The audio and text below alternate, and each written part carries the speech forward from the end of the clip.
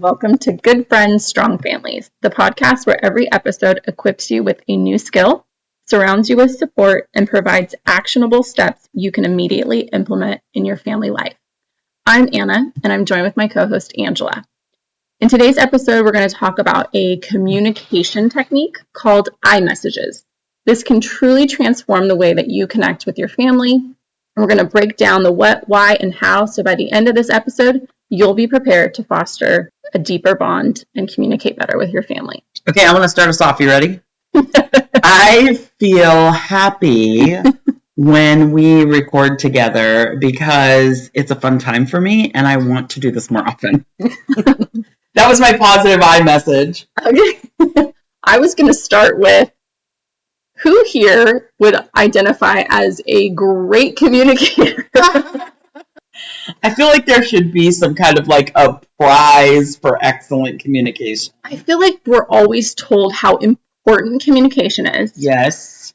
And I don't know. It's like, do we just think that we're supposed to, like, you're either born a great communicator or you're not? Or, like, you know what I mean? Like, do your parents teach you to communicate? Well, I don't know if they do teach you how to communicate, but did they teach you like functional ways, right. Healthy ways to communicate? I think that's why I love this like simple skill that can really help. Yeah. Because I don't think a lot of people are just naturally great communicators. Right. I agree with that. And I think that communication, conversation, we have to always remember there's two sides to that, right? It's right. Being able to communicate our feelings, our thoughts, our desires, yes. As well as listening.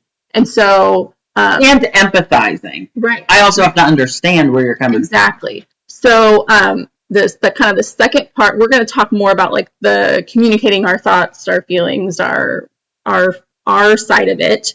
Hence the I message. Yeah, not eyeball, but like the the Apple phone iMessages. That's funny. This is our communicating. And then we're going to have another podcast. Yep. About the more listening side of it. How do you listen? And I think it's important to remember that communication is both of those. It's not just me telling you everything. That's really good. So you gave us a great example. Yes, I love that. I mean, that was a positive way of using iMessages. Typically, we don't teach it that way. We teach it, if something's wrong or if we need to communicate how we feel about something.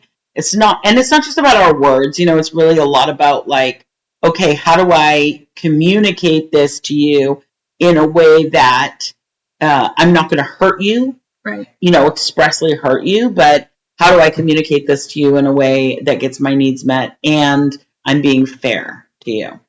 Yeah. I think it's, if you haven't gotten this clearly, I'm just going to say this as clear as possible. So the iMessage is a way that you can express your feelings, your thoughts, and your needs directly without pointing fingers or assigning blame. So I think it's like, this is how I feel. And by communicating that, you're also taking responsibility for, your ownership. Yeah. This is where I'm at. And then you're asking them to kind of like listen and meet you where that is. So you begin with I. Right? That's one. You begin with I to articulate your emotions and thoughts. And then you describe what you want or what's bothering you without pointing the fingers. And I think that can be one of the trickier parts of the skill. Well, here's a funny thing. We teach this in a lot of our Strengthening Families classes, and I know you do as well as a family coach, but one of the things I like best about this is helping people to actually understand it and to practice it. Because sometimes when we're teaching the teens, and this is why this is so important, because parents, parenting adults, your goal, when we're thinking through all of these skills, your goal should be, how can I use it? How can I teach it? Right.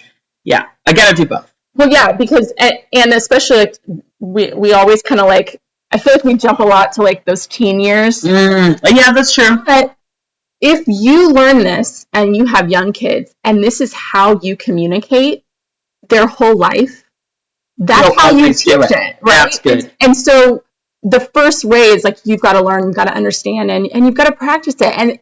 And it doesn't necessarily feel normal for a lot of people. I mean, like, it does feel a little awkward, and you kind of have to be okay with that. Like, right? Like, sit in that, like, uncomfortableness of, these new words, this new way to talk. Yeah. And then the more you do it, the more normal it feels. And the more you can put in your own words. Yes. One of the things I get a lot, this is one of my favorites, is especially when we're with kids who are not, they have not practiced this. And so I'll say, okay, so I want you to start with I, and then tell us how you feel.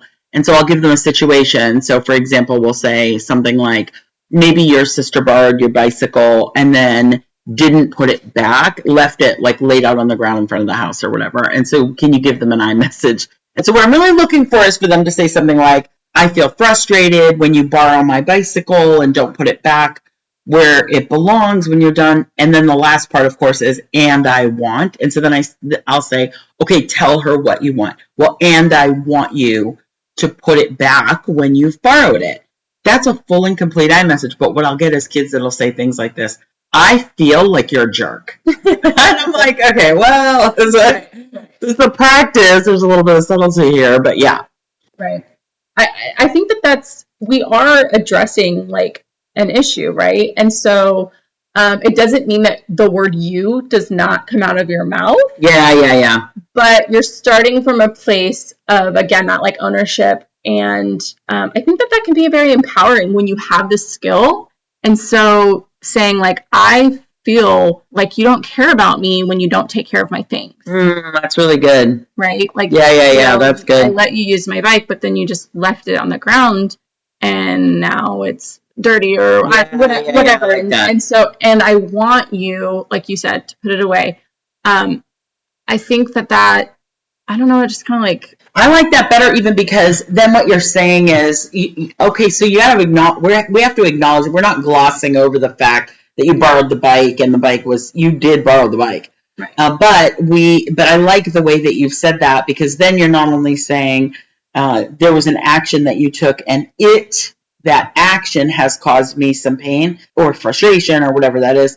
But then what you're saying is, this is my perspective on that. And what I need to happen in the future is. Right. And think about this in terms of like your relationship with your friends, your relationship at work, right. Your relationship with your partner. I mean, these are all having a skill. And this is just one, you said simple, but really being able to use this skill can be a game changer. Yeah, I think one of the things that like I really feel like is important that I want to teach my kids is empathy. And I feel like this is a really great way to share your feelings. And we want whoever we're communicating to understand our feelings. And I feel like that is kind of the start of like, oh, like you feel this way. And oh, I did something to make you feel that way. And like putting them in that situation, like, oh yeah, I could see, like, I didn't think about that. I'm really sorry I didn't think about that. Like, if I don't take care of the things that like you've trusted me with, that like it kind of means that like you think it means that like I don't care about you. But well, and also I'm not going to give you the bike again. Right, but like I didn't mean it that way. I feel like that's a huge communication thing. Yeah, that's like good. You saying how something made you feel, and the other person 9 times out of 10, I feel like the miscommunication is like, oh, that's not what I meant. Yeah. Right. Yeah. And so when you open that and put it out there, then they can say like, oh, I didn't realize that's how you would interpret my actions or my words or whatever the situation is, right? Really good. I never intended for that. Whatever their reason is, but then they're acknowledging your feelings and they know next time, like your expectations. Well, it also helps us to problem solve. Yeah. You know, this is the problem. How do we problem solve the problem? You know, what can we do to make it different? As opposed to, especially in families where, and I know this is true, you know, we say in families where, and then I'm like, yeah, my own family, where like tensions can run really high. Even just recently, we had a week where we had so much transition and we literally kept having to look at each other and remind ourselves we are not in a normal week. Right. We have a lot of extra stress right now and we have to like, let's release the valve on it. And that's another use for iMessages. I acknowledge that I'm stressed. Yeah, a lot. And so I feel this way, and I'm sorry if I'm taking it out on you because I am overwhelmed. Like, iMessages aren't just to address conflict that somebody else maybe caused or triggered, but we can also use it to communicate when we've messed up. That's right. That's really good. Yeah, that's a really great. So it's a good tool. A couple of kind of practical things. If you've listened to us for any time at all, you know that we talk a lot about the fact that we don't want, timing is important. Yeah. We don't want to cause more problems.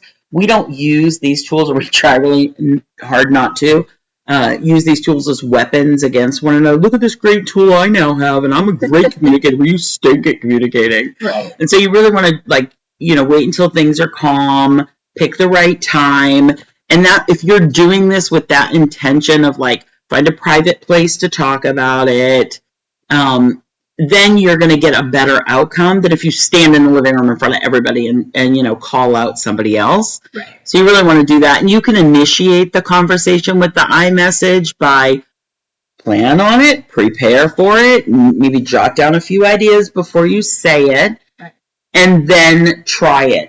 And the more you, as a family, you are all aware that these are tools that we're all going to use, the more likely you are to get people to be responsive. Oh, okay, you're using an iMessage, which means to me that you have crafted some words to better our communication. Yeah.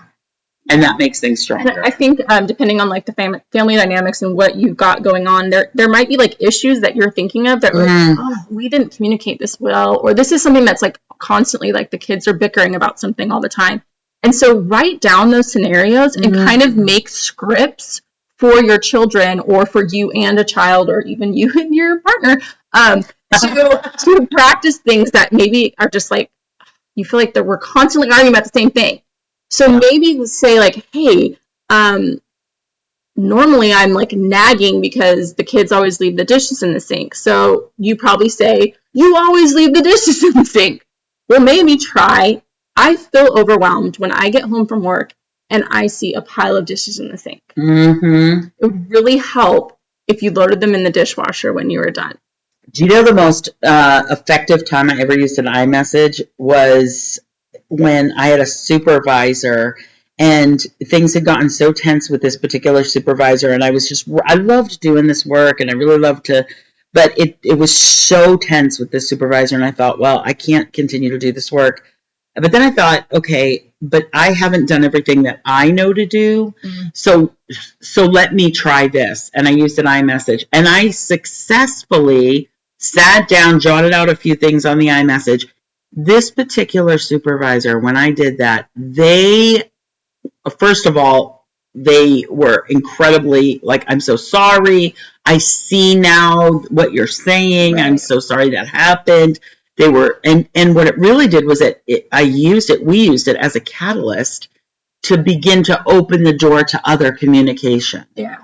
So that I ended up staying. I didn't end up leaving, and it gave us kind of a platform to begin conversations, and I think that's really good in families as well. So good job. Well, listen, friends, we hope this one really works out for you. This is a really good one. We say some of these skills are simple but powerful, and so stay tuned for our next episode. Go back, re-listen to some of those episodes where you're going to get a lot of these really great tips. And again, we enjoyed having you here. So if you enjoyed today's episode, please leave us a 5-star review and share with others. Hey, share it with somebody who you think needs to understand how to do iMessages. We'd also love to hear your thoughts on today's topic. You can join our conversation on our Instagram page. You can leave a comment on our website. Thank you so much, everyone. And Anna, I feel happy when you schedule these and do these with me, and I want to do more of them. So thank you for being here.